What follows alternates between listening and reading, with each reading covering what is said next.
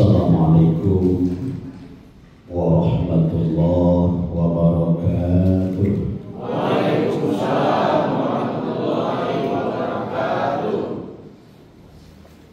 Yang jawab salam semoga dipanjangkan usianya, Amin. Diberkahkan rezekinya, Amin. Segera berangkat ke Mekah, Amin. Berdoa di depan Ka'bah, Amin. Pulangnya ke beli sawah, Amin. Istrinya juga solehah.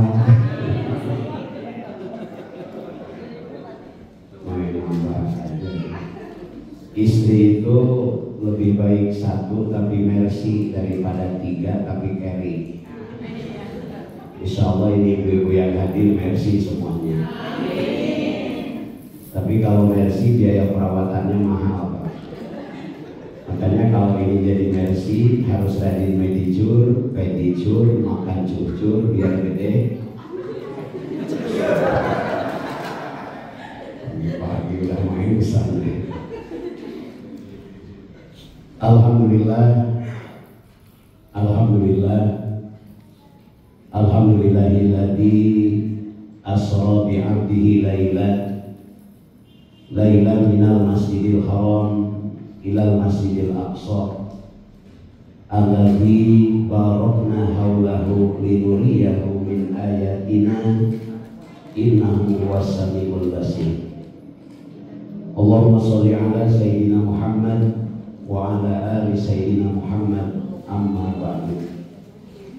La ilaha illallah, la mawjuda illallah, la ma'buda illallah, la matluba illallah, la maqsuda illallah. Bismillahi tawakkalna Allah, la hawla wa la quwwata illa billah. Bersyukur kepada Allah. Alhamdulillah, Alhamdulillah, Alhamdulillah. Di pagi yang berbahagia ini Allah takdirkan kita bisa berkumpul, bersilaturahmi, bermuajahah. Kalau bagi saya sebuah kehormatan bisa berjumpa dengan keluarga saya TNI. Karena sejak saya mengisi di Kodiklat, berlanjut mengisi di Sesko TNI, di Sesko AD, kemudian di pusdik-pusdik yang ada di Jawa Barat, bahkan pernah mengisi juga sampai ke kota Surabaya, ke Malang. Jadi TNI bagi saya adalah keluarga besar saya. Alhamdulillah pagi hari ini saya bisa bersilaturahmi dengan keluarga besar Musimpur ya. Maaf kalau salah. Mudah-mudahan dengan acara ini Allah turunkan keberkahan kepada kita semua. Amin. Allah turunkan kemuliaan dunia dan akhirat kepada kita semua. Amin. Allah kabulkan hajat-hajat kita semua. Amin. Allah beri jalan keluar dari setiap masalah kita. Allah beri jalan untuk melunasi hutang-hutang kita. Amin. Amin ya Rabbal. Tarik, anu tarik Aminah berarti gede sorak. Salawat serta salam mudah-mudahan tetap tercurah limpah kepada Nabi kita Nabi besar Muhammad. Beliau adalah manusia terbaik, manusia teragung, manusia termulia. Keagungan beliau bukan hanya diakui oleh kawan, tapi diakui pula oleh lawan. Bukan hanya diakui oleh muslim, diakui pula oleh non-muslim. Di Amerika ada seorang penulis ternama non-muslim bernama Michael Hart. Menulis 100 tokoh paling populer, paling berpengaruh di dunia. Ternyata nomor pertama adalah Rasulullah. Bukan hanya diakui oleh muslim, diakui pula oleh non-muslim. Bukan hanya diakui oleh makhluk, diakui pula oleh sang pencipta makhluk. Wa innaka la'ala khuluqin 'adzim. Di dalam dirimu Muhammad terdapat akhlak yang sangat agung. Allah memuji Rasulullah. Alhamdulillah. Ternyata Rasul ini bukan hanya mulia, tapi beliau adalah seorang pecinta. Rasul sangat mencintai kita sebagai umatnya. Rasul sangat mencintai kita sebagai keluarganya. Suatu hari Rasul sedang duduk dengan para sahabat, hadir di situ Abu Bakar Siddiq, hadir di situ Umar bin Khattab, hadir di situ Utsman bin Affan, hadir di situ Ali karramallahu wajhah. Kemudian Rasul menatap ke depan dengan penuh rasa kangen, penuh rasa rindu. Abu Bakar bertanya, "Ya Rasulullah, siapa gerangan yang kau rindukan?" Rasul tersenyum. "Wahai Abu Bakar, ana mustaqim bi ihwani." Aku sedang merindukan keluargaku, kata Rasulullah. Abu Bakar bertanya, "Ya Rasulullah, bukankah kami ini adalah keluargamu?" Apa jawab Nabi? "Wahai Abu Bakar, wahai Umar, wahai Utsman, wahai Ali, kalian semua adalah sahabat-sahabat terbaik." Lalu siapa ya Rasulullah yang kau anggap sebagai keluargamu? Apa jawab Nabi? "Keluargaku adalah mereka orang yang hidupnya jauh setelahku, tak pernah menatap wajahku, tak pernah mendengar suaraku, tak pernah berjumpa denganku, tapi mereka beriman kepadaku." Alhamdulillah. Kita tidak pernah berjumpa dengan Nabi, tak pernah menatap wajah Nabi, tak pernah bertemu dengan Nabi, jarak kita jauh dengan Nabi, tapi kita iman kepada Nabi. Kita diakui sebagai keluarga Nabi. Ini yang luar biasa. Itulah Rasulullah. Baik Bapak Ibu yang dimuliakan Allah, sebelum berlanjut ke pengajian, terlebih dahulu yang saya hormati Komandan Pusimpur beserta Ibu, semoga dimuliakan Allah Subhanahu wa taala. Bapak Wadan Pusimpur beserta Ibu, semoga dimuliakan Allah Subhanahu wa taala. Ibu Persib, Ibu Ketua dan seluruh anggota yang saya hormati, semoga dimuliakan Allah Subhanahu wa taala.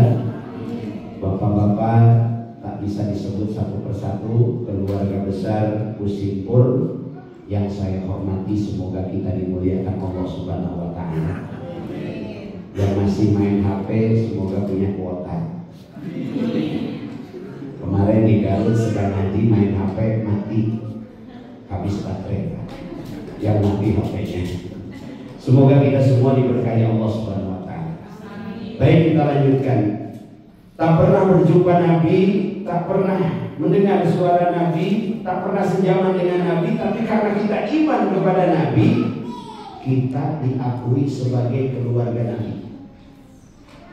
Pertanyaannya, kalau kita diakui sebagai keluarga Nabi, pantas atau tidak kita sebagai keluarga Nabi?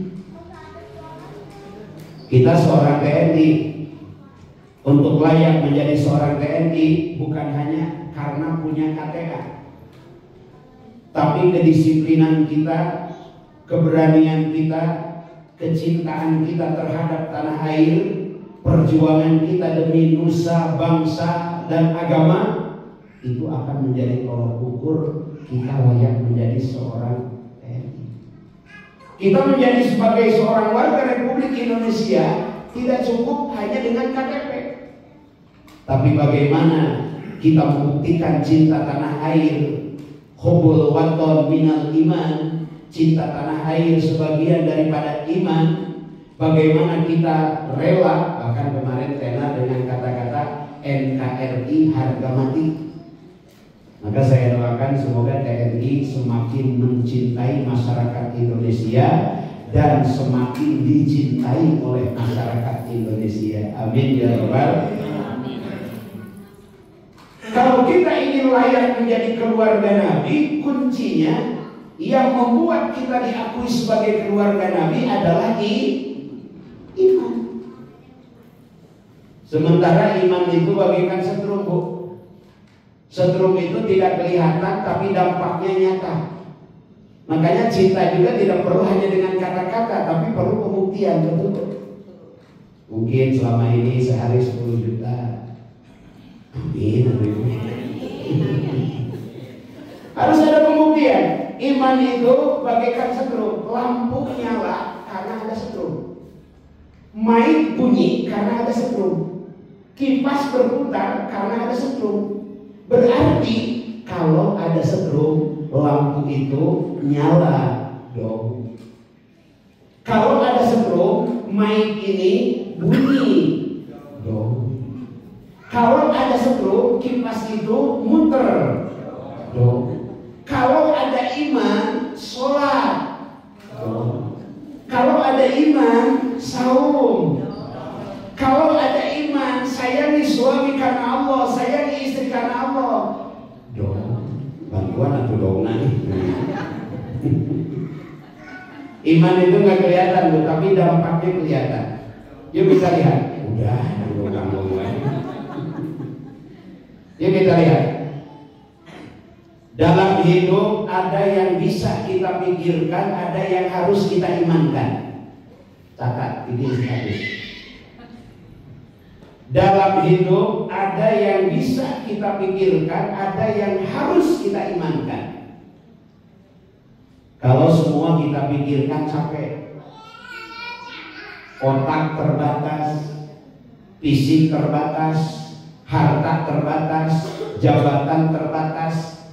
Iman akan melampaui semuanya tanpa batas.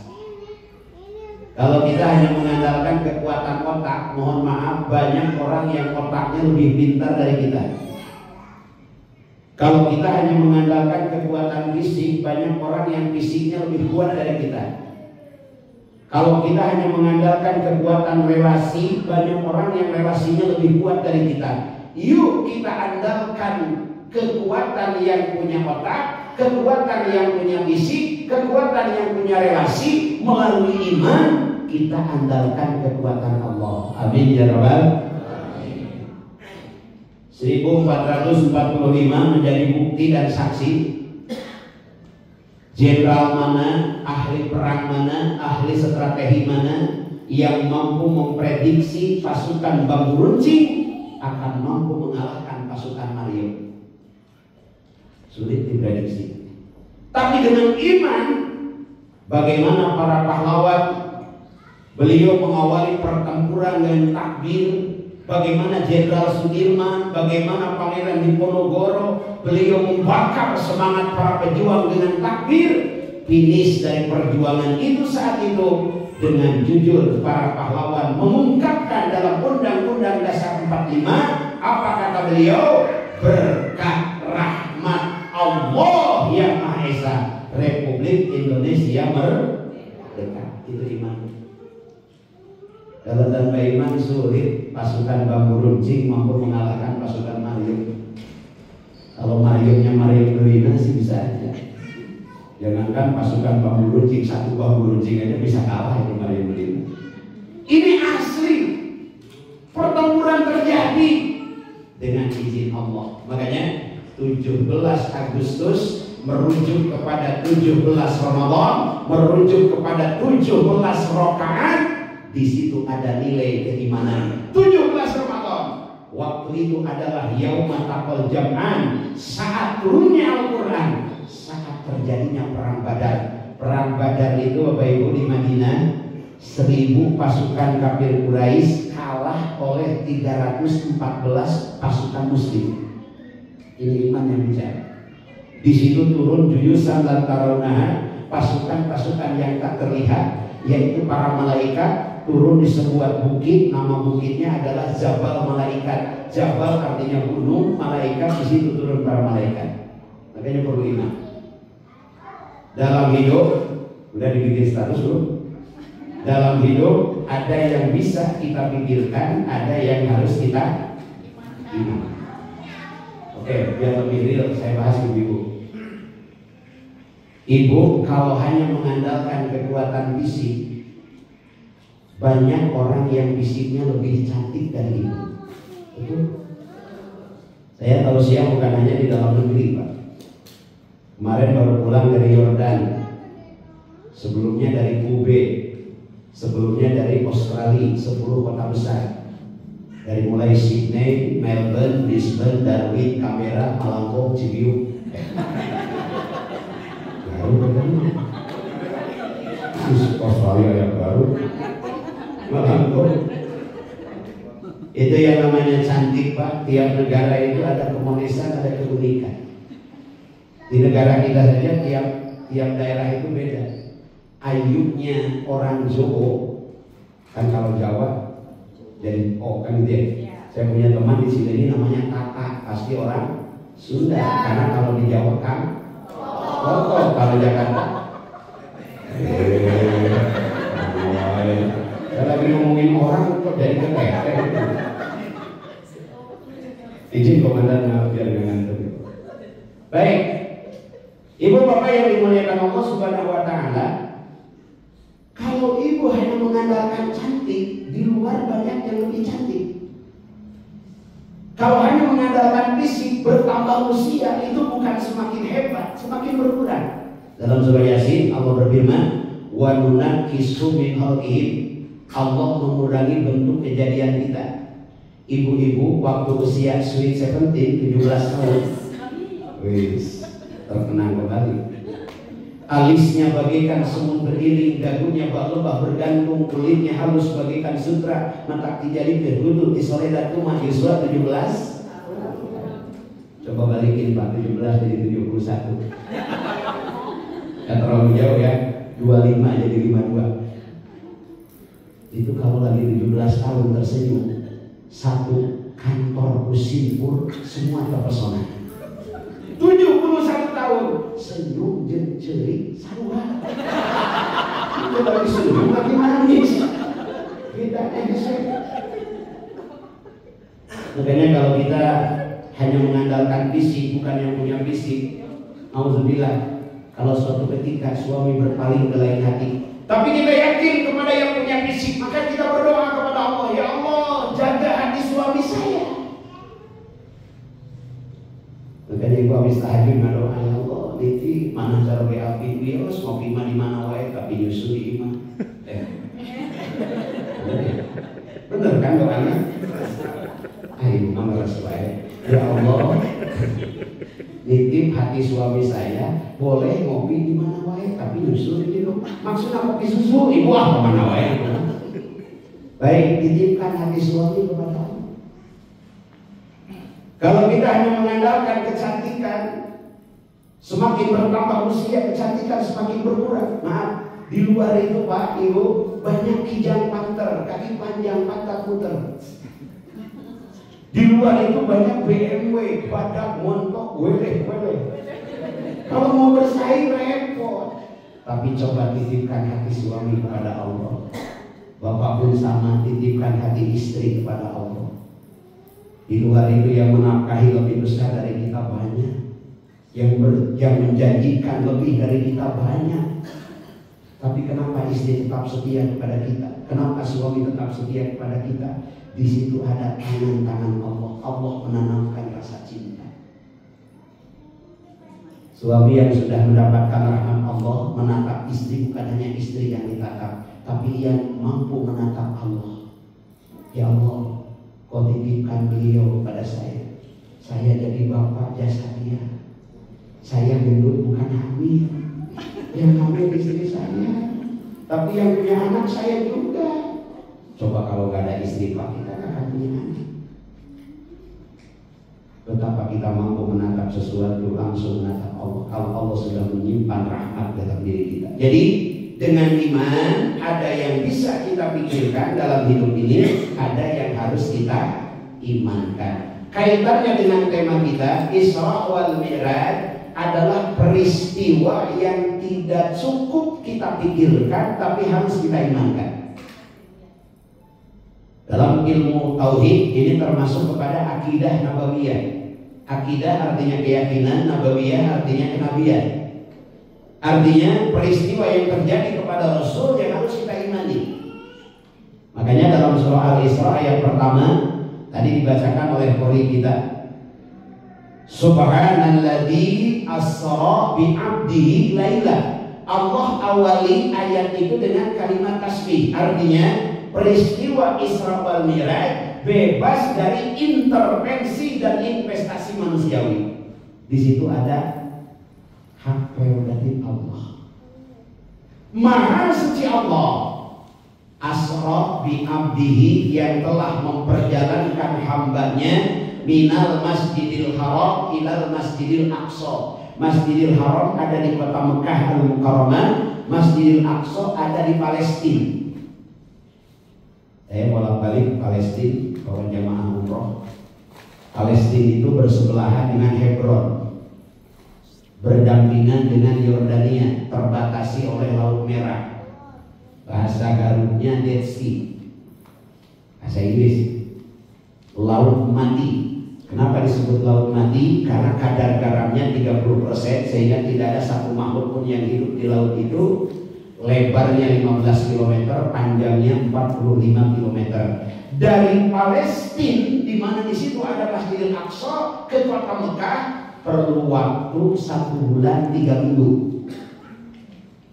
Rasul tidak menempuh berminggu-minggu, Laila, hanya dalam setengah malam bolak-balik dari Mekah ke Palestina, dari Palestina ke langit pertama, langit ke-7, Roh-Roh, Mustawa, Sidratul Muntaha, Alam Malakut, Alam Jabarut, sampai Alam Malakut.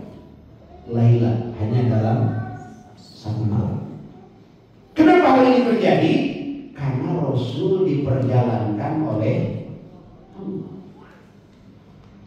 Waktu itu dari Mekah ke Palestina perlu waktu 1 bulan 3 minggu, karena waktu itu belum ada pesawat, belum ada bus, belum ada kereta cepat, belum ada mobil. Waktu itu belum ada CRV, apalagi CRV.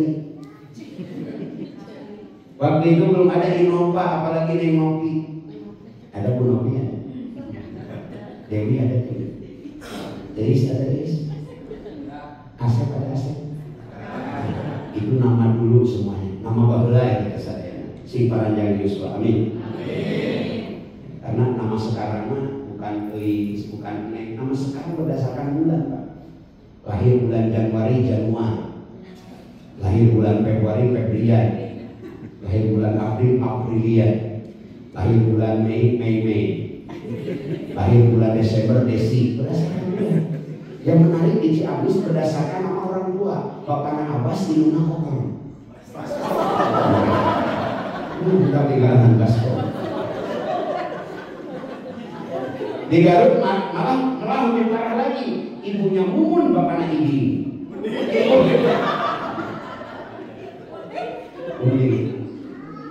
Ibu bapak yang dimuliakan Allah, dulu belum ada mobil, belum ada kereta. Kendaraan waktu itu unta, bigol, sama kuda. Kuda itu termasuk kalau sekarang mobil sport, karena paling cepat kuda waktu itu. Dan Rasul punya kuda putih. Jadi dari Mekah ke Palestina aja perlu waktu berbulan-bulan. Belum dari Baitul Muqaddas, dari Masjidil Aqsa, di situ ada Baitul Muqaddas, ke langit pertama, ke langit kedua, sampai langit keempat. Langit keempat itu menurut para ahli falak, menurut para ahli astronomi, di situ ada matahari. Dan menurut para ahli falak 500 tahun kecepatan cahaya. Ada ahli fisika dulu dari Jerman menghitung dengan kepintarannya, menurut beliau jarak dari bumi ke matahari 150.000 juta kilometer. Percaya tidak, Pak? Percaya tidak? Mending percaya daripada kita hitung. Percaya aku mah satu soalnya. Kami percaya ini. Kabayang Pak 150.000 juta kilometer pun make rapia saudara roll. Rasul itu bukan hanya langit pertama, langit kedua sampai langit ke-7. Setelah langit ke-7 nggak ada lagi langit, karena angka tertinggi itu 7, Pak. Hari 7 hari, malam 7 malam, langit 7 lapis, bumi 7 lapis, tawaf 7 putaran, sa'i 7 balikan, pusing 7. Nggak ada 8 gitu. Kalau teuing aki-aki 7, beunghar teuing hartana 7 turunan. Can payu wae kedah mandi 7 sumur. ke Rob, ke Mustawa, Sidratul Muntaha, alam malakut, alam Jabarut. Sampai di alam Jabarut, Jibril tidak bisa menemani Rasulullah. Rasulullah masuk sendiri ke alam ilahut, alam ketuhanan, langsung disambut Allah, assalamu alayka ayyuhan nabiyyu wa rahmatullahi. Rasul menjawab, assalamu alayna wa ala ibadillahi. Pulang dari situ Rasul menerima perintah sholat 50 waktu. Sampai di langit ke-6 Nabi Musa bertanya, ya Muhammad, ya Rasulullah, ma faradakallah, apa yang Allah wajibkan kepadamu, apa yang kamu perintahkan kepadamu? Kata Rasul, aku diperintahkan sholat 50 waktu. Kata Nabi Musa, umatku saja yang lebih besar badannya, lebih kuat fisiknya, tidak akan mampu kalau sholat harus 50 waktu. Kebayang Pak, kalau 50 waktu hidup kita 24 jam. Berarti 50 bagi 24 jam, tiap setengah jam sholat. Saya tadi kesini jam 9, jam 10. Berarti harus 2 kali sholat saya kalau 1 kali sholat setengah jam sekali. Balik lagi Rasul menghadap Allah, bolak-balik. Akhirnya ditetapkan 5 waktu sholat, tapi keutamaannya sama dengan 50 waktu sholat. Alhamdulillah. Ini istimewanya umat Rasul, Pak. Perintah 50 waktu, hanya diperintahkan 5 waktu, tapi sama dengan 50 waktu. Kita tak pernah berjumpa dengan Nabi, tak pernah mendengar suara Nabi, tak pernah menatap wajah Nabi, tapi kita diakui keluarga Nabi. Ini istimewanya umat Rasul. Makanya sholat itu cukup 5 waktu, Pak. Gak boleh minta nambah. Dan itu sesuai dengan nama agama kita, Islam. Isya, subuh, lohor, asar, maghrib. Jadi kalau ngaku Islam, subuh lain Islam, hilang.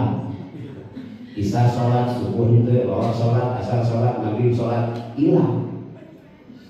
Subuh tidak, lohor tidak, bukan Islam, qiyam.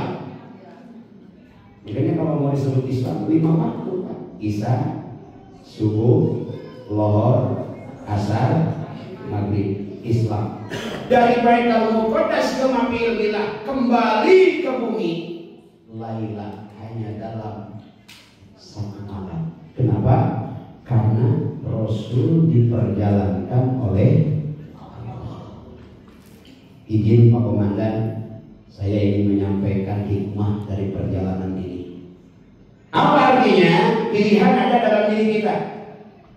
Kalau kita ingin berjalan sendiri, berarti sesuai kemampuan diri. Kalau kita ingin lebih hebat, kita harus diperjalankan oleh Allah. Rasul kalau berjalan sendiri dari Mekah ke Palestina 1 bulan 3 minggu. Dari Baitul Muqaddas ke langit pertama saja 500 tahun kecepatan cahaya kalau berjalan sendiri. Tapi karena diperjalankan Allah, Lailah hanya dalam 1 malam. Saya tadi mau berangkat, ditelepon sama Kapten Arif di Ketika, izin Pak Kiai sudah siap-siap, jangan lupa hari ini jadwal di Pusipur. Pas saya mau masuk ke mobil, ternyata ada semut masuk ke saku saya, itu berbeda. Sirem masuk karena saku, itu berbeda. Sampailah saya di sini tadi jam 10 kurang, tausiah beres, nanti saya pulang ke rumah perkiraan jam 12 sampai di rumah. Sampai di rumah semut itu turun, ketemu dengan temannya. Kata teman semut yang ada di rumah saya, kamu pulang dari mana? Kok senyum-senyum gitu? Kata semut, saya sudah ketemu ibu-ibu Persit, jadi saya senyum aneh. Di mana? Di Pusipur. Di mana Pusipur? Dekat Jalan Aceh. Kapan kamu berangkat? Saya berangkat jam 9 kurang. Semut yang ada di rumah saya lihat jam tangan, kalau punya jam tangan. Ternyata baru jam 12. Kalau semut itu pakai otak semut, berangkat jam 9, sudah ada lagi di rumah jam 10, percantengan. Percaya tidak? Tidak. Coba kalau semut jalan sendiri dari Cisaran Tengkulon Arsamani ke sini, 1 minggu kira-kira nyampe tidak? Gak akan Pak, apalagi dengar kemarin versi 00. Oh, main dulu ke GBLB. Dia tahu sababnya bisa kemenang Persib. Mungkin 1 tahun baru nyampe ke sini. Belum macet di jalan flyover sana. Tapi karena semut masuk ke saku saya pun tidak jalan kaki, saya pun naik mobil, maka yang terjadi perjalanan mobil. Paham sampai di situ? Artinya apa? Kalau mau berjalan sendiri sesuai kemampuan diri. Tapi kalau diperjalankan Allah, jangan heran. Ada orang masih muda tapi gelarnya sudah selesai. S3 sudah selesai. Di dalam negeri doktor, di luar negeri PhD. Profesor, di dalam negeri, di luar negeri emeritus. Ada orang masih muda sudah dapat gelar semua. Ada orang masih muda rumahnya sudah bagus, penghasilannya banyak. Ada orang masih muda sudah hafal Al-Quran. Boleh jadi orang itu diperjalankan. Karena ada yang sudah tua baru hafal juz 30 surah terakhir. Orang lain hafal 30 juz, ini juz 30 surah terakhir. Kalau udah binasa itu, kalau udah binasa. Giliran jadi imam, kulhudai. Jadi imam, Bismillahirrahmanirrahim. Qul huwallahu ahad. Si Aki mah pasti eta. Rokaan kedua, akhirnya si Aki nggak mau qul lagi, ganti dengan inna ataina. Bismillahirrahmanirrahim. Inna a'tainakal kautsar. Kata Mamun, Rengki, Robah, ini nama. Kagoda si Aki TKB 4. Inna podei. Kata yang di belakang, inna lillahi. Inna lillahi wa inna. Ya benar sholat. Ada orang masih muda udah hafal Quran. Ada orang udah tua 1 juz itu belum hafal. Yuk, kalau kita ingin perjalankan Allah, karir kita, jabatan kita, maaf. Pertama kali saya ngisi di Kodiklat, tatkala komandannya Jenderal Bintang 3 Pak Gatot Nurmantio. Sampai hari ini masih komunikasi, alhamdulillah. Saya sudah minta WhatsApp-nya, Pak Komandan juga tadi saya sudah minta WhatsApp-nya. Bukan apa-apa, saling menasihati aja. Mungkin ada video ceramah yang agak cocok saya kirim atau gimana. Beliau itu sangat merasakan bagaimana tangan-tangan Allah dalam hidupnya. Waktu itu hampir tumbang dalam karirnya, tapi alhamdulillah beliau cinta anak yatim, banyak baca Al-Quran, rajin berjamaah. Ini dari kalangan TNI loh, Panglima dari TNI. Bagaimana Panglima tertinggi Rasulullah nanti kita bahas. Ini TNI saja, beliau sampai menjadi seorang Panglima, salah satunya karena melibatkan Allah. Maka kita pun kita berusaha agar jabatan kita diperjalankan Allah, rumah tangga kita diperjalankan Allah, melibatkan Allah. Kata Ibnu Athaillah As-Sakandari, "Matawa qapamat labun anta tolibuhu bi rabbika." Tidak akan bangkrut, tidak akan pailit, tidak akan gagal. Anta tolibuhu bi rabbika, apapun yang kau inginkan apabila kau melibatkan Allah. Wala tayassara matlabun anta tolibuhu bi nafsika. Tidak ada kemudahan apapun yang hanya engkau mengandalkan kemampuan diri. Kalau kita ingin perjalankan Allah, yuk kita lihat rahasia. Rumah tangga diperjalankan Allah, karir diperjalankan Allah, ekonomi diperjalankan Allah. Rahasianya yang pertama, Rasul sebelum diisrakan dan dimi'rajkan, beliau diuji oleh Allah. Dalam hadis qudsi Allah berfirman, "Innallaha idza ahabba qauman ibtalahum, inna idomal jaja min idomil bala." Allah kalau mencintai suatu kaum, Allah akan menguji kaum tersebut. Inna idomal jaja min idomil bala, besarnya balasan sebanding lurus dengan besarnya ujian.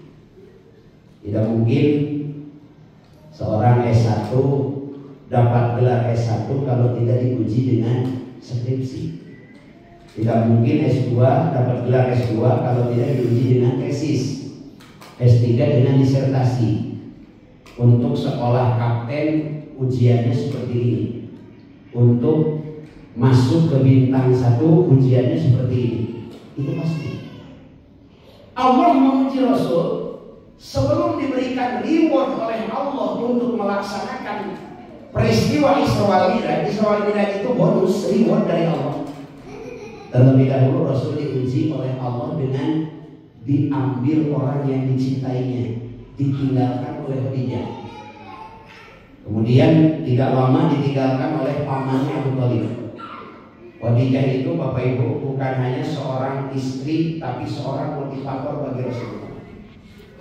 Khadijah itu bukan hanya sebagai seorang istri, tapi teman bagi Rasulullah. Makanya tatkala Rasulullah ditinggalkan Khadijah, Rasulullah berduka. Maaf Bu, saya bertanya ya, kalau ditakdirkan ibu meninggal, kira-kira suami ibu berduka atau bahagia? Ibu juga saya dengar.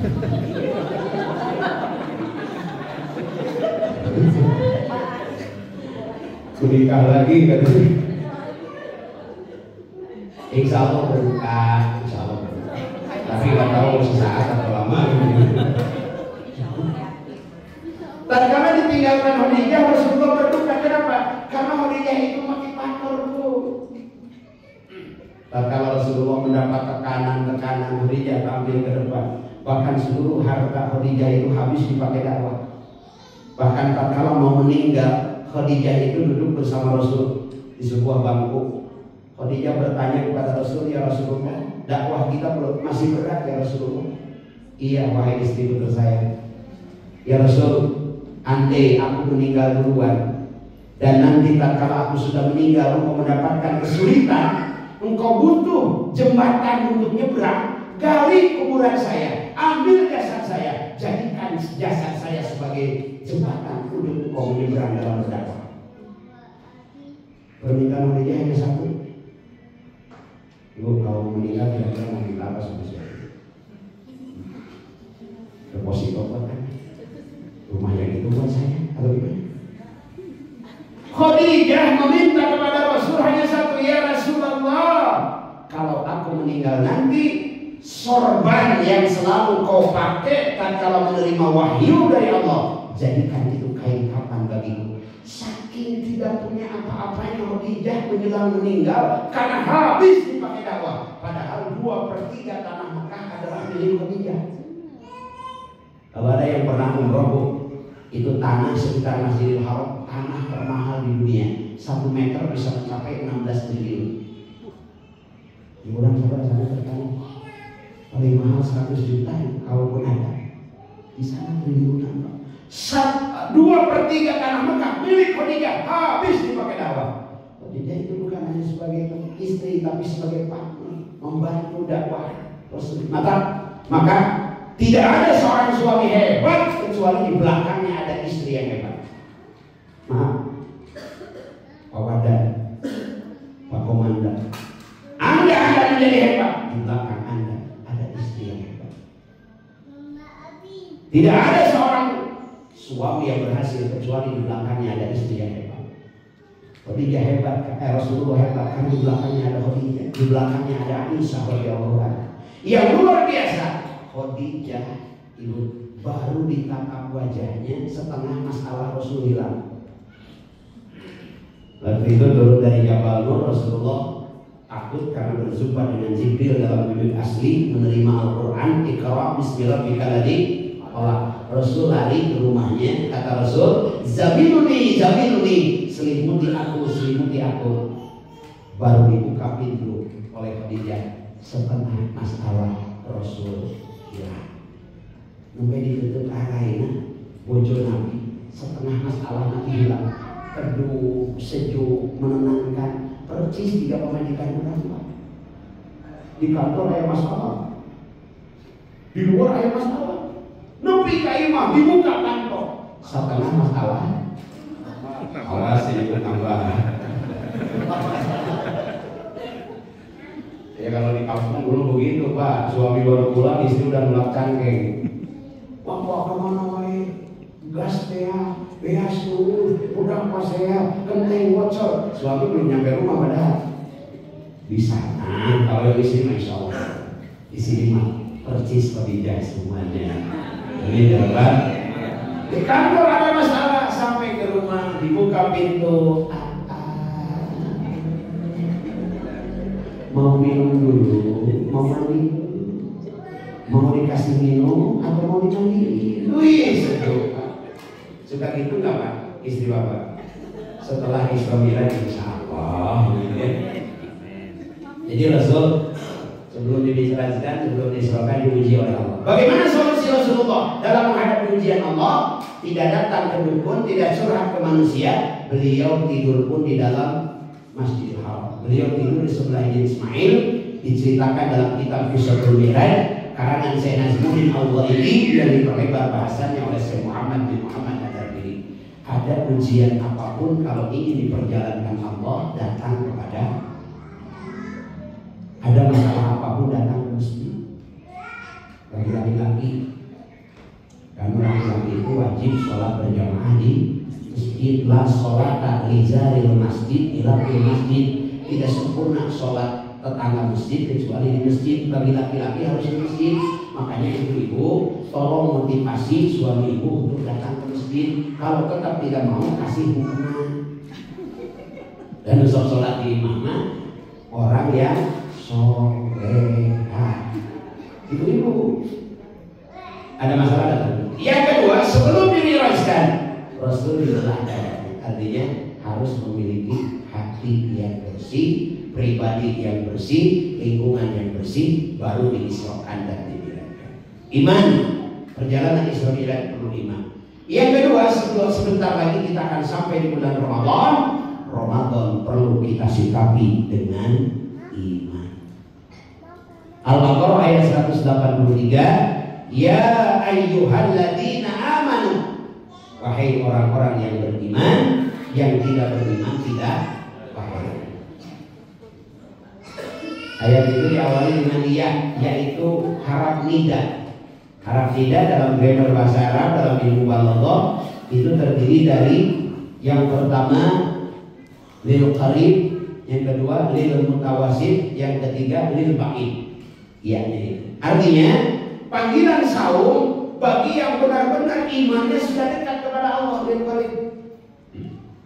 Yang kedua, bagi mereka yang masih pertengahan imannya atau yang masih jauh hatinya kepada Allah. Semua yang punya iman dipanggil oleh Allah untuk saum. Makanya yang pertama, sebelum Ramadan persiapkan keimanan, karena tanpa iman tidak mungkin kita saum. Saum karena atasan, saum karena bawahan. Banyak tempat yang terbebas dari pengetahuan atasan dan bawahan. Saum karena suami, banyak tempat yang terbebas dari pengetahuan suami. Saum karena istri, banyak tempat yang terbebas dari pengetahuan istri. Saum kita harus karena iman, karena Allah. Kalau saum karena Allah, wa huwa ma'akum aina ma kuntum, dimanapun kita berada, di situ Allah bersama kita. Tidak ada satu detik waktu, tidak ada satu titik tempat yang terbebas dari pengetahuan Allah Subhanahu wa taala. Persiapkan iman. Kalau tanpa iman gak mungkin bisa saum. Yang kedua, persiapan lingkungan. Tadi Pak Komandan menyampaikan Isra wal Mi'raj, walaupun sudah 1 bulan berlalu peristiwanya, digabungkan acara ini dengan tahrim Ramadan. Ini namanya satu kali menggayuh, 2 atau 3 pulau terlampaui, menyelam sambil bawa jariken. Iya, kalau hanya sambil minum susu mas sedikit, itu mah jariken dicangkap. Rojab terlaksana, Ramadan juga terlaksana. Persiapkan lingkungan. Di sini yakin untuk Ramadan sudah disiapkan apa kultum zuhur, apa kajian-kajian Ramadan. Di lingkungan kita juga di masjid-masjid jadwal tarawih dan sebagainya, persiapan itu. Yang ketiga, persiapan harta. Kenapa persiapan harta? Di bulan Ramadan amal kita dibalas 700 kebaikan.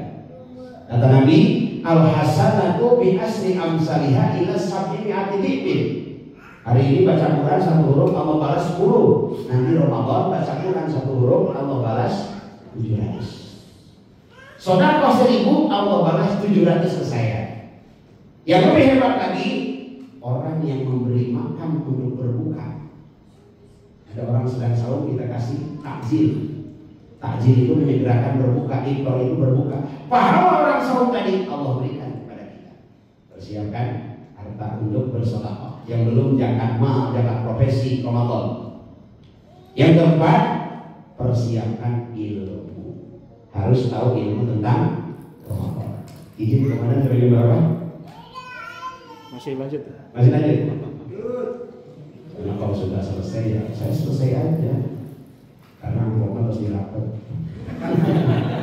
Ya kan kiai ngaji kesana kesini mudah-mudahan amal. Amal. Nanti komandan kasih amplop ke saya buang di jalan. Kesini terjadi masalah penting jumlahnya. Makanya wajah seperti ini wajah untuk doa. Doakan sing sehat, amin. Yang Yuswa berkah, doa yang sama buat Bapak dan Ibu semua. Baik, persiapkan ilmu tentang saum. Gali-gali lagi buku tentang saum, kitab tentang saum, artikel tentang saum. Paling tidak saya bekalin sedikit saja apa itu saum dan yang membatalkan saum. Yang pertama, apa itu saum? Saum itu adalah al-imsaku anil muftir min turukil fajri ila ghurubi syamsi. Maknanya menahan diri dari yang membatalkan dari terbit fajar sampai terbenam matahari dengan adanya niat. Jadi tanpa niat nggak sah. Makanya nanti awal Ramadan kita niat untuk besok hari dan niat untuk 1 bulan. Takut ada yang lupa tercover.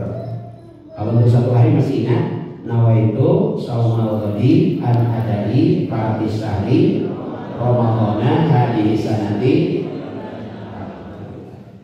Untuk 1 bulan nawaitu sauma sahri Ramadana kullihi.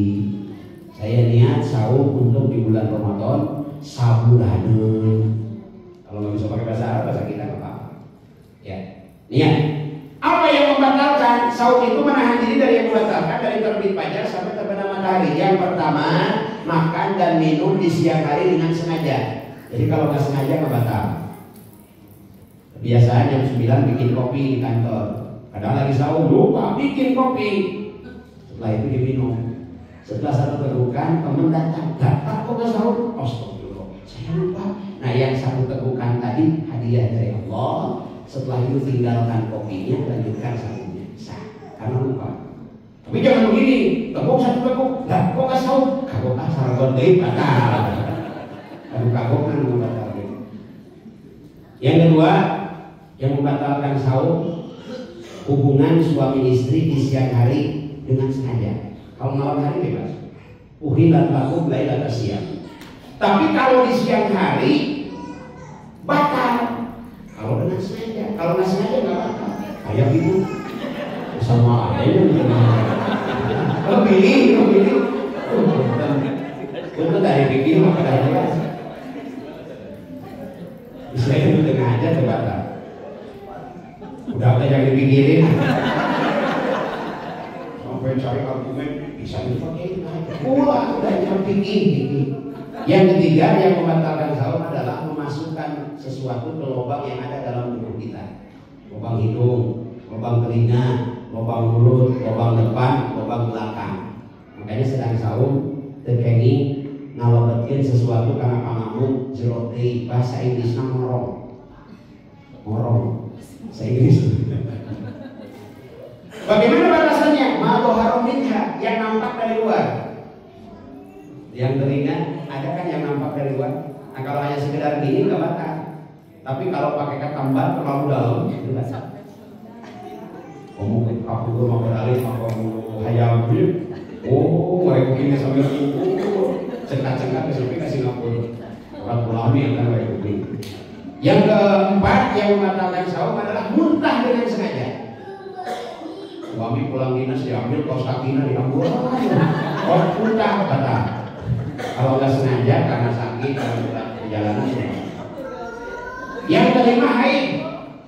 Nah, ibu-ibu kalau sedang saum haid batal saum dan tidak boleh dilanjut. Ya, jam 10 haid langsung buka. Kamu tuh tarik hari pertama nanti adalah asar bukanya dari jam 10 sampai asar haram saum. Dan saum itu bisa diganti nanti setelah Ramadan. Kalau sholatnya tidak perlu dikodok. Selama haid, sholatnya nggak perlu dikodok, tapi saumnya harus di. Yang berapa itu? 5. Yang keenam, yang membatalkan saum melahirkan. Dan saum melahirkan keluar darah nifas itu batal.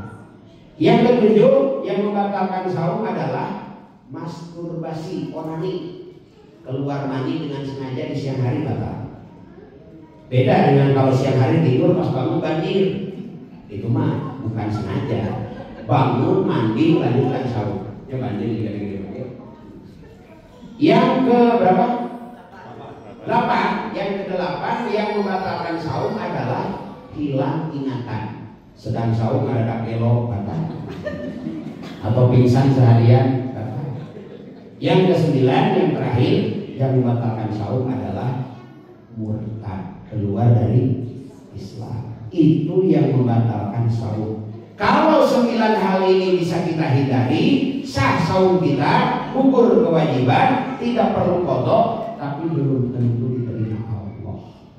Untuk diterima Allah kata Rasul, fa in sumta falyasum samuka wa basaruka wa lisanuka adil kadibi wal ma'as. Kalau kalian saum, saum juga matamu, saum juga telingamu, saum pula lisanmu dari perkataan dusta dan maksiat kepada Allah. Jadi sedang saum bukan hanya saum dari makan dan minum, tapi saum mata kita, saum telinga kita, saum lisan kita dari maksiat kepada Allah. Mudah-mudahan Allah sampaikan usia kita ke bulan Ramadan. Allahumma barik lana fi syahrina wa balighna Ramadan. Sampaikan kami ke bulan Ramadan wa hasil maqasidana. Amin ya rabbal alamin.